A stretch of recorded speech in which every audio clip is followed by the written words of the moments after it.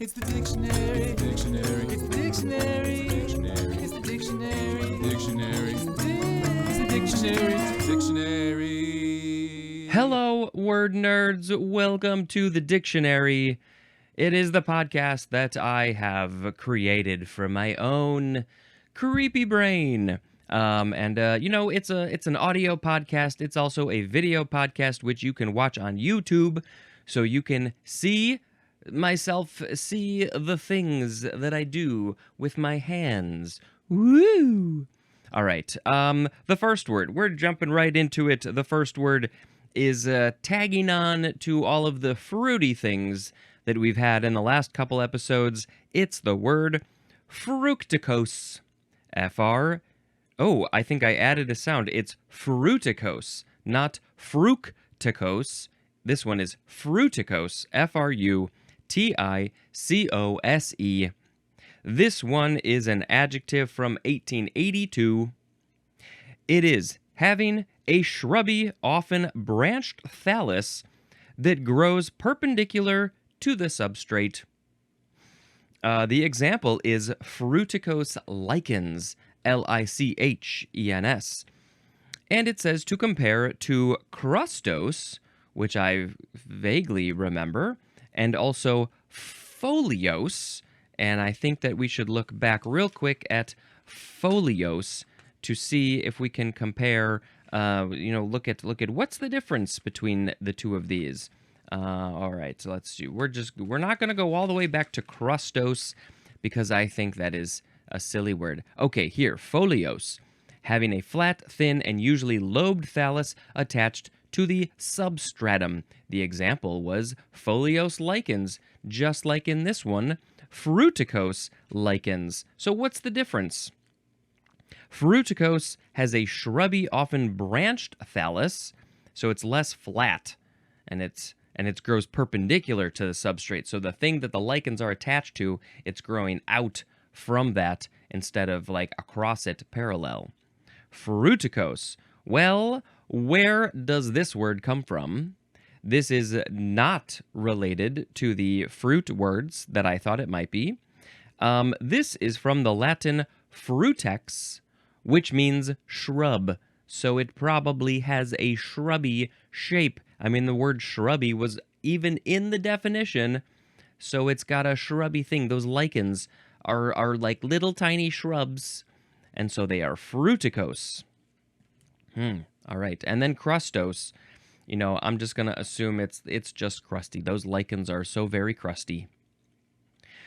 Oh, it is sound effect time. Oh, and we got a lot of entries in this episode. So the sound effect is going to be tss, because it's related to some of our words, kind of. All right, the next word is FRWY. It is an abbreviation, of course, because those are just letters. It's not a word. Frui, that's how I would say it, frui. It's an abbreviation for freeway. The place that you drive that you don't have to pay any money. You just go, and you're like, it's free. I'm going on my way, ma. All right, next. Tss, here we go. It's fry, F-R-Y. When you throw some potatoes in some very, very hot oil, it goes pss, or maybe it goes I don't know, that's a bubbly sound. That one didn't make sense. All right, this first form of fry is a verb from the 13th century. We are starting with transitive. Number 1, to cook in a pan or on a griddle, overheat, especially with the use of fat. Well, I don't think you can cook things over cold, although I think there are some contexts where some cold might burn something. But you're cooking it over heat, and you're probably using fat to fry it. You put some fat, I don't know, congealed fat, solid fat into the pan, onto the griddle, and you throw your food on top of that, and the fat makes it go psst and fry and get very tasty, but also so very bad for you. Your arteries are like, what are you doing to me? This hurts. but it tastes so good going down. All right, number 2 for fry, the verb. This one is slang. I wonder why they decide to put these in this order. The synonym is the number 1 definition for electrocute. So when people get murdered by electrocution, well, I mean, I think, in the chair, the electric chair, they're frying them because they're kind of literally being fried.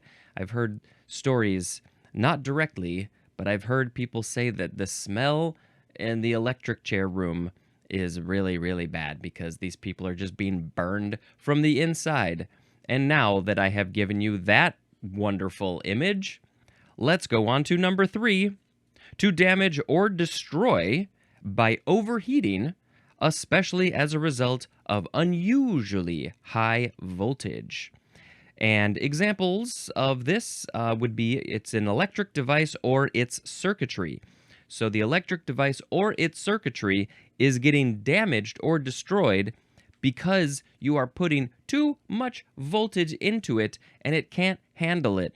And I think that also, back to the electric chair, the chair that is electric, you're putting an unusually high amount of voltage through the living thing that is connected to all the electricity, and then it gets destroyed. That's pretty much what happens. My TV got fried. When you go to another country, you have to be aware of what their voltage is in their wall unit power things. Because here in America, we have, what is it, like 110 or 120 volts. But when you go to Europe, it's 240 volts. It's twice as much. And so you need to, if you're going to plug something in, you got to check the little label on it and see if it's one of those devices that can auto-convert. But a lot of things don't auto-convert, so you need to put it into some sort of converter that will convert the power, or you need to get a new thing, like blow dryers and razors and whatever. You need to get a whole new thing that works over there. We bought a steamer, a clothes steamer, that there's a little switch on it. It converts from basically American to most of the rest of the world. And so it knows, I can now deal with twice as much power coming in. Otherwise, it's not enough. I was talking to somebody, they had come from Europe to Chicago, and they, plug in their phone or plug in their computer, and they're like, why is it charging so slow? Oh, that's right, because I'm getting half the power that I'm used to. So the whole point of that story of all of this information is you don't want to fry your stuff. I think I accidentally fried an old clothes steamer or like a power strip, because when you plug it in Europe, it's getting too much power and then it gets fried. And the circuits, the electric circuitry are like, yeah, we can't work anymore. All right, now we're going to intransitive for fry. Number 1, to undergo frying. Number 2, to get very hot or burn as if being fried. As if you are baking on a pan. The example there is bodies frying on the beach. Oh, their skin is frying. You gotta flip them over with a spatula. Once one side is done, you gotta fry the other side. Please put on your sunscreen. Please, please, please. If you get fried, your chances of getting skin cancer later in life just go way up. So put on that sunscreen because you don't want to fry. We've all been fried, and it hurts so bad. All right, let's see. Yeah, they're getting very hot or burning as if being fried, cooking in fat or oil. This word is from the Latin frigere, which means to roast. It is akin to the Greek frigging. I don't know how Greek is. That also means to roast or fry. Also from the Sanskrit brijati, which means he roasts. So yeah, frying is all about roasting. Why? There was I just saw like a weird reflection on my eye, and I don't know, and then it went away. What happened on my eye? Did I have maybe it was a visual artifact in the video. I'll have to look back at that later. That was weird. All right, sound effect time. Psst. Ugh, too much of a P sound at the beginning there. Now we have the second form of fry, which is a noun from 1833. How can I not think of Fry from Futurama? Oh, Fry. Oh, Fry. Give me your money. I love Fry. All right. Number 1 for the noun of fry. A social gathering or picnic where food is fried and eaten. And the example is a fish fry. Now, I don't know of any other examples of this type of thing. I've heard of a fish fry many, many times because they're frying fish probably. But are there other types of fries? Are we going to go to a burger fry? A burger fry? The food is fried and then you eat it. I love that part of the example of the definition. It's a picnic or a gathering where food is fried and eaten. Yes, I think it is assumed that the food is eaten after it is fried. Let's go to what other kind of fry thing? A banana fry. I always go to the banana example because I got them there. Fried bananas. Is that a thing that we do? I mean, I think if you coat it in some dough or batter, you could fry up a banana. That sounds good. Let's go to a banana fry. Number 2A, a dish of something fried is a fry. This like the fried stuff might be one of my favorite foods. It's so very unhealthy, so I try to limit my fried food, but hey, what about this one? 2B. Good, this is a good one to limit, but it's oh so tasty. The synonym is French fry. I was talking about French fries, a number of episodes ago. I think my question was, why French? And then later I realized I don't know if I was reading something, it's because the potato, which then gets fried, the potato has been cut in a French style in skinny little strips. I think that's why it's French fry. Has nothing to do, or very little to do, with the country of France. I am not a fan of freedom fries. I don't like that name. I typically just say fries. Give me some fries. This person, please bring me some fries right away. This one is usually used in plural as in a burger and fries. Let's go to a burger fry and eat some fries, or maybe burgers that are fried. We got some fries at dinner a couple of nights ago. We went to a vegan place and we each got a burger, and I got fries with mine, and it was just too much food, so we took most of the fries home. And these fries, I'm going to shout it out, Alice and Friends in Chicago and Glenview, they have really good fries. They're kind of seasoned, they're just tasty, and I always ask for my fries extra crispy because that's how I like them. And then we got dinner to go last night from a place, and we didn't realize that our entrees came with fries. Oh, my voice. Both of our entrees came with fries, and we were like, whoa, we have a lot of fries in the fridge right now. We've got one of them fry fridges, so we got a lot of fries to eat. All right, that's fry, and now it's the third form of fry. Noun from the 14th century. Number 1A, recently hatched or juvenile fishes are called fries? Why is that? 1B is the young of other animals. So wait, are you saying other animals because the first definition was about fish, and now this one is about other animals? So basically, can we just say the young of all animals are fries? Oh, look at them little fries jumping around, acting like potatoes. Number 2 is very small adult fishes. So all kinds of fishes can be fries. But if you're an adult, you have to be small to be called a fry. Number 3, members of a group or class.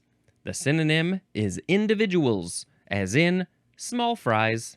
That's the example. Small fries, small individuals, small people, small members of a group. Every one of them is a fry. If you're a part of a group, you're a fry. I really want some fries. Good thing I got fries at home I can eat. We're going to pop them in the air fryer. I said it before and I'll say it again. Fries, in my book, my French fry book, they got to taste good on their own. You should not need to dip them in a sauce. If your fries are not tasty on their own, they are not worthy. You just toss them out. No, don't toss them out. We don't want waste. Somebody will eat them. But also, potatoes, don't overdo it. Don't overdo it. All right, now, we got to talk about the etymology here because it's a little bit different. This is from the Anglo-French frire, which means to rub or spawn. Well, we know, maybe the adult fries, the fish fries, not where you cook and eat the fish, the little adult fishes that are called fries, maybe they're rubbing together and they're making the babies and then they spawn. They're spawning, creating more, and then the things that are spawned are the little baby fishes, which we are calling fries. And then, of course, the babies, the youngs of all the other animals, those are also fries. All right. Next is fry bread. 2 words, noun from 1950. This is quick bread, cooked by deep frying, and the example of who is doing this is American Indians. And I think I first learned about this from the show Reservoir Dogs, because there's a whole thing about fry bread. I think somebody had a song, was it a hip-hop song about fry bread? And this is a whole thing, I guess, in the American Indian culture of this is what they like. They eat a lot of fried bread.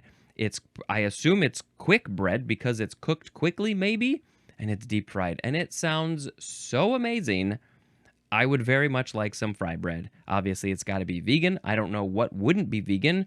Should we look up what's the fry bread recipe? How are you cooking fried bread? What's going in there? What kind of bread are you using? These are the questions that I have. What do you do? I mean, obviously, you put it in a deep fried thing. Oh, it looks like there's different kinds. Well, the first one that comes up is Navajo fry bread. And let's see. The ingredients are, you need oil. You need flour, baking powder, salt. Oh, and yep, there's milk. So that's a very easy thing to replace. Now, I don't have the time or the energy to make my own, but maybe someday I will be in a situation where I can eat some vegan fry bread, and I will be like, okay, listen, I want the whole basket, but I got to limit myself because, again, the heart and the arteries probably aren't feeling great after that. But, I would love some.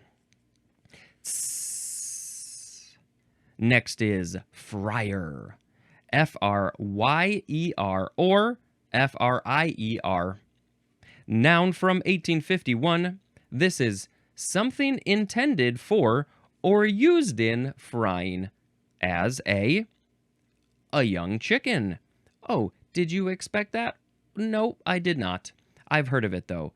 So, something intended for frying, this would be the young chicken.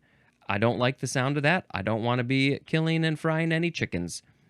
Or it's something used in frying. This is the other example, and this brings us to letter B, which is a deep utensil for frying foods. Now, I don't know if I would have called that a utensil. I think of a utensil as a spoon or a fork or a knife or a spork. I guess technically, we'll get to the use eventually and we'll learn all about utensils, but I would have thought it's a, what sort of word would I use there? An apparatus? What's that other word that I can't think of at the moment? You got your fridge and you got your microwave, your appliance. Maybe it's an appliance, a deep appliance for frying foods.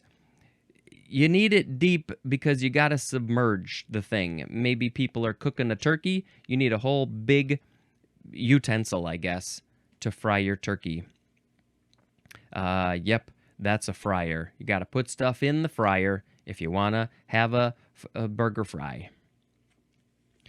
Ooh, burger made of fries? All right, now moving on to frying pan. 2 words, noun from the 14th century. It is a metal pan with a handle that is used for frying foods. It is called also fry pan. Not frying pan, just fry pan. Yes, they have a handle. If it didn't have a handle, how would you be able to move it around and get stuff out of it? Well, you use a spatula to get stuff out of it, but sometimes you want to pick it up, you want to spin it around, you want to do some fancy moves, you want to pick it up and walk around with it and say, here's some fry bread, here's some fry bread, straight out of the fry pan. Speaking of straight out of the fry pan, we have a phrase, out of the frying pan, into the fire. That is the phrase. The definition is, clear of one difficulty, only to fall into a greater one. Oh, we were cooking some fries on the frying pan, but then they came out of the frying pan and they fell into the fire and they got burned to a crisp, which is much worse. Now we can't eat our fries. We just wanted to eat some fries, and they jumped out and they fell into the fire. Yeah, it's a metaphorical thing about, we were in a bad situation and now we're in a worse situation. A worse situation. All right, that's it for fry pan or frying pan, whichever one you like. We cook a lot of stuff in our frying pan. I guess the word frying, this is one of those things I think about. Like, typically I think of frying as being cooked in an oil or submerged in oil or a fat, I guess. But it doesn't have to be submerged. It can just be cooked on top of it, just enough to get it going. Because, we saw fry, it was being cooked on a griddle. That was one of the options somewhere in there. Yes, cooked in a pan, a fry pan, or a griddle. And that's how you cook stuff, on a frying pan or a griddle. Those are the only options. All right, moving on to fry up. This is 2 words with a hyphen. It is a noun from 1967, and it is British. The British people are talking about a fry up. What is a fry up? It is a dish or meal of fried food. Hey, let's have a fry up tonight. Let's just fry up all of our food and see how we feel afterwards. I had one of those meals. Didn't feel great. A little bit of fry food, moderation. It's fine. It's great. All right, that's a fry up. And now we are done with the FR words, and we are now going to go through a couple of more sections. We now have FS. It's an abbreviation for femtosecond, which is a very fast second. FS again, all caps. Abbreviation for 1. Film strip. 2. Foreign service. Maybe the foreign service people have to watch a film strip about how to be a foreign service person. FSH, all caps. Abbreviation for follicle stimulating hormone. We need those hormones to stimulate our follicles because our follicles aren't growing hair, so we want to grow some hair. Why aren't the follicles on my nose growing hair? Well, when I get older, they might. Sometimes hairs just sprout out all over the place. Can't wait for my FSHs to make my follicles stimulated. Psst. FSLIC, all caps. FSLIC. This is an abbreviation for Federal Savings, plural, Federal Savings and Loan Insurance Corporation. FSLIC, FSLIC. Psst. FSO, all caps. Abbreviation for Foreign Service Officer. Psst. F-stop. This is 2 words. It's the letter F, then a hyphen, then the word stop. F-stop. Noun, from 1946. Really? It wasn't before that? Maybe they were using a different term. So, what is it? It's a camera lens aperture setting indicated by an F number. And we had F number way back earlier in the Fs where I was talking about, it's a ratio of how open the aperture is, how much light it's letting in, and the rays come in, and then they hit the sensor, and, when the aperture is wide open, it's a low F number, like F2, 2.8, 1, something like that. I guess F1 would be the easiest because the ratio of, it's like I need a visual. It's how open it is in relation to the thing and the razors and the lasers and the rays. I don't know. I'll put a link in the show notes so you don't have to listen to me babble on about nonsense anymore. And then when the aperture is really, really tiny, it's not letting a lot of light in and information in, then you have a high F number, like 32. All right. Next, where are we? Frying up those f-stops. Now we have FT, abbreviation for 1, feet or foot, and 2, the synonym or the word, the definition, what it's an abbreviation for is fort. Sometimes we can't spell fort or feet or foot, so we just do FT. Sometimes we'll use FT again, but this time all caps for number 1, Fourier transform, number 2, free throw, and number 3, full time. Do you work half-time or do you work full-time? I work overtime. FTC, all caps, abbreviation for Federal Trade Commission. FTE, all caps, abbreviation for full-time equivalent. And most of these I got nothing to say about because they're just abbreviations. FTH, this is not caps. It's an abbreviation for fathom. 20,000 FTHs under the sea.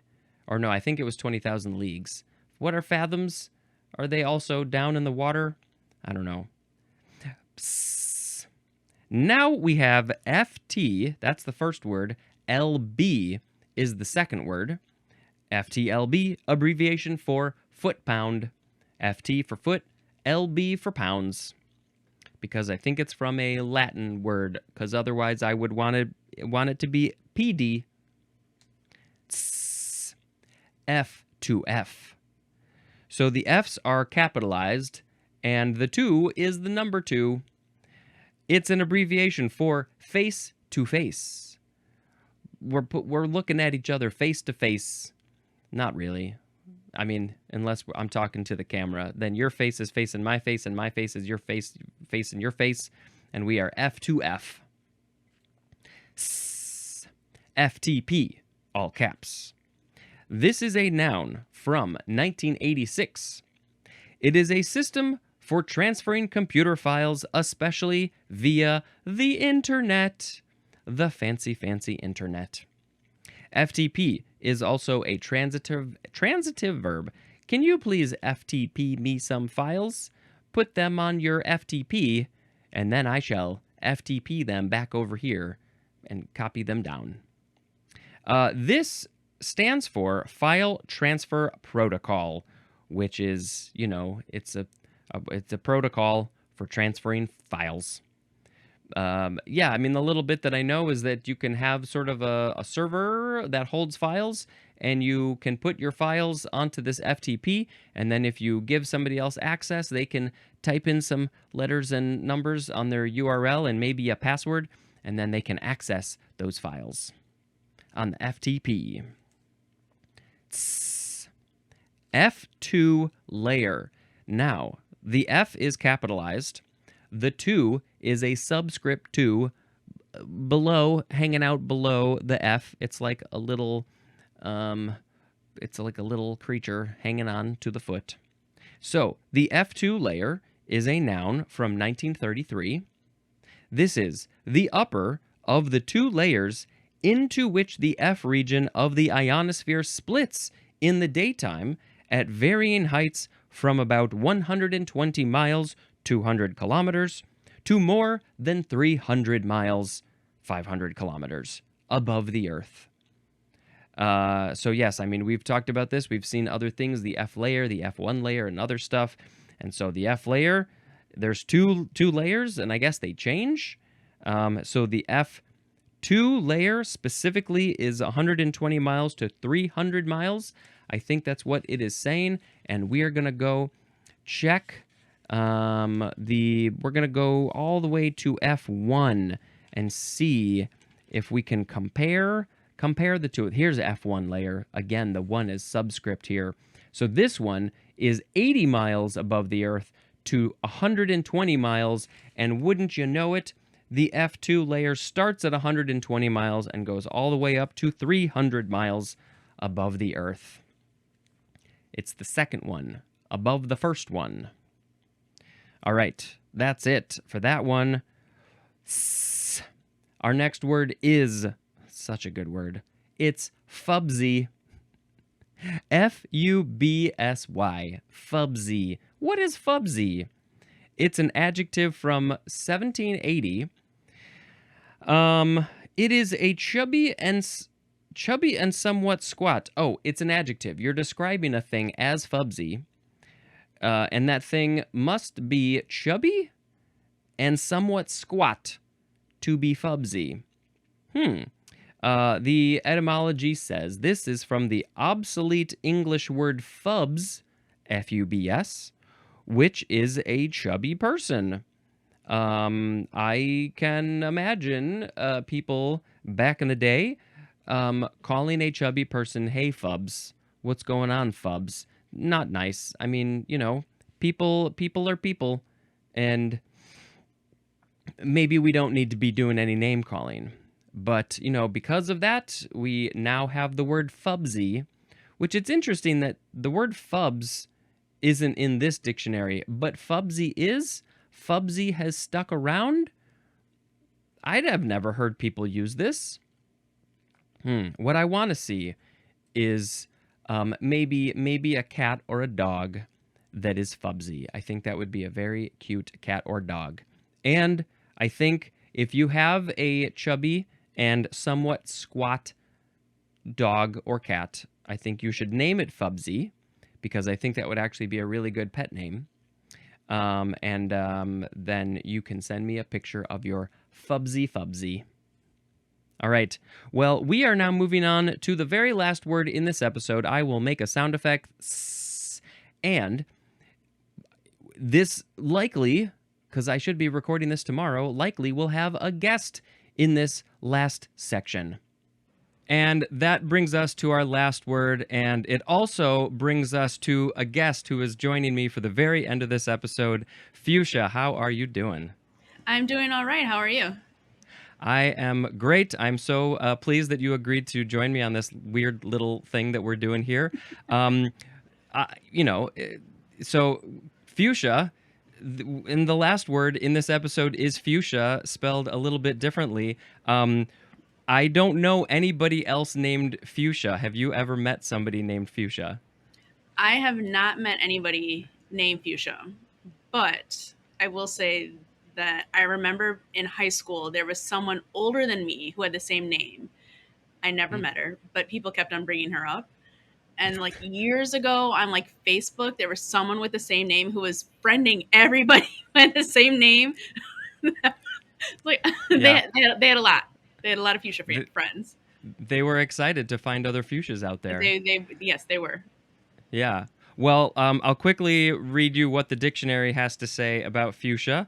All right. Is it weird to hear your name so many times and say it so many times? Not really. Yeah, you say that now until the end of the episode. We'll see how many times I'm said like, it. am I in trouble? Like, No, right. are you gonna say my full name? That might No, be definitely not. Okay. So fuchsia, the book spells it Fuchsia, and I know you move the S to earlier in the word so maybe we'll talk about that. Uh-huh. But So this is a noun from 1789. There's two definitions. Number one is any of a genus, which is also fuchsia, of ornamental shrubs of the evening primrose family, having showy, nodding flowers, usually in deep pinks, reds, and purples. Have you ever? I assume you've probably heard of the plant. Have you ever like seen it in person? Do you have any experience with it? Absolutely. Of course. And I happen to know that every single year your parents have fuchsia flowers on their porch. And they have as long as I can remember. So Yeah, yes. kind of as long as I can remember too, and it's a whole Yeah. thing. Like in the spring, they got to go to the stores to get them, and Yeah. yeah, they're always taking care of those plants. And number two, it's real short. It's just a vivid reddish purple. Um, so you are the only fuchsia I know. I mean, I guess I should say without giving like too much information, we grew up together. We lived on the same block ever since I can remember. Yeah. Do you remember like what were your parents already there when you were born? So my family has been on the blocks for just over 50 years. Mm. So yes, and I'm not 50. So Yeah, yeah, yeah. So they yeah. were definitely there before you were born. Yeah, a little bit longer than my parents. Yeah, I think they moved in like 45, 40, 46 years ago. So Okay. Yeah. you guys beat us. But yeah, I mean, you've been there the whole time. Your family's been there, and so Yeah. you were just part of the block. But where did the name come from? Do you have any memory of your mom, your parents telling you anything? So yes, I do. It's I'm named after the color, not the flower. Okay. It's was my mom's favorite color. I don't know if it still is. um, and my dad wanted to name me Monique, and my mom said no. She And she said no, compromised. Neek.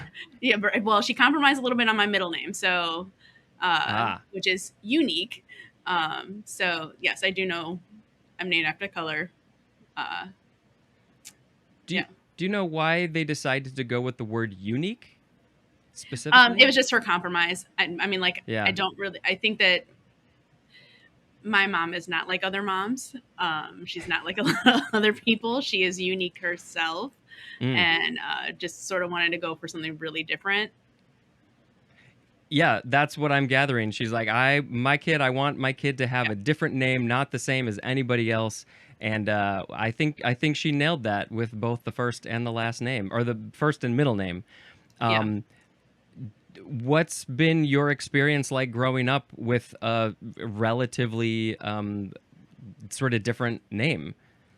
I think that as a kid, you just sort of want to be like everybody else. You know what I Hmm. mean? And not have anything that makes you stick out. And my name definitely did that. Um, so that was, I think, hard. I don't think I really appreciated my name until I became an adult. Yeah. Um, and I will say that, like, when it came to trying to get jobs, if they saw my name, it translates Hmm. as uh, one thing that is frowned down, which is frowned upon. Um, and then as an adult, and my husband is Puerto Rican. Um, my father-in-law speaks English, but not very well. But we're sort of in this world of people that are bilingual. My name is Hmm. really hard to pronounce in Spanish, so I hear just about everything, but Right. but my name. But I like it. I mean, I like having a name that's different. Like I can appreciate a lot more now as an adult for sure. Um, I like having a middle name that's different. Very So much. Yeah. yeah, it just fits now. I can't imagine having something else.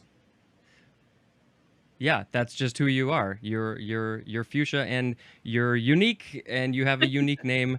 And my name is maybe a little bit more common than fuchsia, but it's also still not very common at all. And so I That's had true. sort of a similar experience that like people are trying to make fun of me when we're kids. Of course, kids don't really know how to Right. make fun of somebody for a name. They're not very clever or creative. But yeah, you just want to be the same as everybody else. And then yeah, it wasn't until I was an adult that I was like, oh yeah, it is sort of a different name that I don't hear very often. So I Yeah. appreciate that. I see you. I relate to you. I don't know. Any other last comments about your name, or is that about everything? That's probably about everything. Well, yeah, I guess it's about everything. Do you like the Oh, color? you know what? Oh, yeah, I was more? just about to say, I was just about to hit on that. So Okay. that is, I get that a lot, um, all the time. Oh, is that your favorite color? Like, Right. color's fine, but it's not like I didn't name myself. You know, You're right. That's what I was gonna say. I didn't name myself after the color. This is I the mean, name that I was given. yeah, I mean, all the time. I get that all the time. It's or I get a lot of people that don't know that it's a color or a flower, Hmm. and that I remember when like it was introduced as a crayon in Crayola because it Mm. like I remember that I like and I was Right. like, didn't you have Nobody else is this? gonna remember when they added fuchsia to the Crayola box, but you I will remember. remember that for sure. I remember. So like when people are like, I didn't know it was a color. I'm like, you didn't have, you know. Other thing is autocorrect kind of sucks. Oh boy. What does Uh, it try to do? It doesn't even know what to do with that, probably. no, it does the name, it does the spelling that you have in the dictionary. Okay. Okay. So Yeah. yeah, so that's fun. Like when I send people emails or text messages and I spell my own name wrong. That's so unprofessional of you. I mean, yeah, very much so. But that probably happens like once a week. Yeah. So, Well, you just got to go back and check every time. I've uh, gotten in the habit because I like miss words or something. I have to be in that habit of rereading. So, yeah, you have it for a different reason. spelling my own name wrong. Yeah. Right, exactly. Oh boy. Yeah, there I guess like now that when I think about those plants, like I can sort of see it, and it's a vivid reddish purple. I can see it, but I can imagine for you, you're probably like, I don't want to have anything to do with that color. I've been connected to it my whole life. I hate that color. I'm done with it. It's not so bad. I think when I was really little, like my mom could still dress me. Everything was fuchsia, like Oh everything. boy, I and do you have like no control over that. no, none. And I think that probably influenced how I dressed, like when I was able to like dress myself, where it was mostly like black, like anything Right. not pinkish at all. It's like you I do don't want to like bring attention to yourself. oh no, not like that. I do like seeing the like. I'd be really sad if your parents did stop doing the fuchsia flowers. Like, I'm Yeah. like, what happened? Right. You know, Where'd they um, go? It's the one right, fuchsia out there in the world that you appreciate. right. Yeah. Well, yeah. Thank you for doing this, talking about your name. It's probably not something that you have to do very often. And like I said, you're the only fuchsia I know, and likely for the rest of my life will be the only fuchsia I know. And I was like, I gotta get fuchsia on this. Come on, this is an important thing to talk about. Thank you, So Spencer. yes, thank you, and I hope you have a good day. Thank you. You too. So thanks again to Fuchsia for joining me. I appreciated everything you had to say. I don't know what it was because I'm recording this in the past, but I know it was great getting to learn a little bit more about you and your name, and just sort of how that came to be, or sort of what your experiences are like with that. And so that means we have finished all of the words in this episode. And you know what time it is. You sure do. It's time for the word of the episode. Today we had fruticose, FRWY, which I shall say furwy, fry bread, fryer, frying pan, fry up, FSFS, FSLIC, fslick, FSO, stop, FT, FTC, FTE, FTH, foot foot pound, FTLB, F2F, FTP, F2 layer, fubsy, and fuchsia. So, which one of these do we think is the best word? Well, I'm very tempted to pick something like fry bread because it sounds really tasty. But I think I just gotta pick fubsy as the word of the episode, don't you think? Don't you think? All right. What sort of song can we sing about Fubsy? Look at that cat. Look at that cat. It's chubby and kind of little bit of squat. It's a Fubsy cat. It's a Fubsy cat. It's got short little squat legs. And it's a little bit chubby. Look at that cat named Fubsy, little bit chubby. All right. That was fantastic. Anything else to say? I don't think so. So we're just going to move on to the very last part of this show, which is me talking about a movie, which is the movie Her in this episode. We rewatched it because we hadn't seen it for a very long time. I think I saw it maybe 2 times around when it came out. I think Sharon said she only saw it once, so she didn't really remember it very well.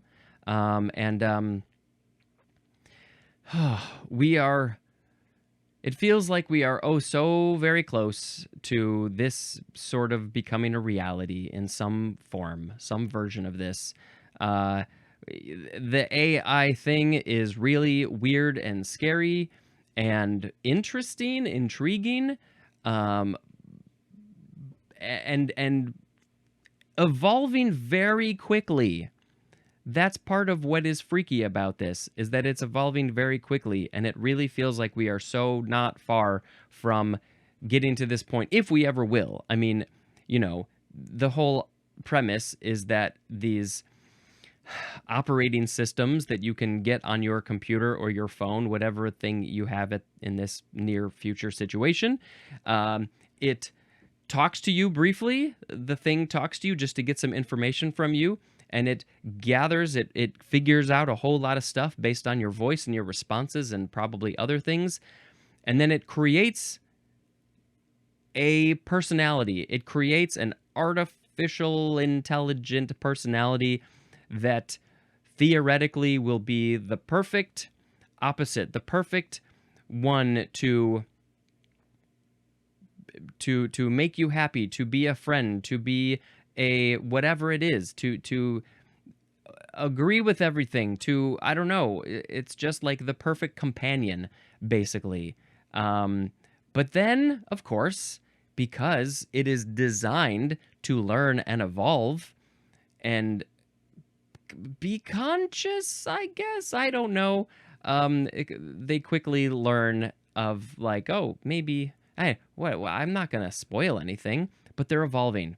And it's a fascinating look at what might be our reality someday. So maybe we should just cut off the whole internet. I'm sorry you won't be able to enjoy this podcast if there's no internet, but that seems like, oh, if we don't want this to happen, maybe we just don't need the internet. And then we can't use our FTP either. So sad. Go back to living on the land. But it's a good movie, and there's some really weird, funny stuff in there, and it's a ride. All right, this is the end of the episode. Thank you so much for checking it out. And until next time, this is Spencer. Why am I not eating any fried food? I should go get some fried food. And I'm also dispensing information. Goodbye.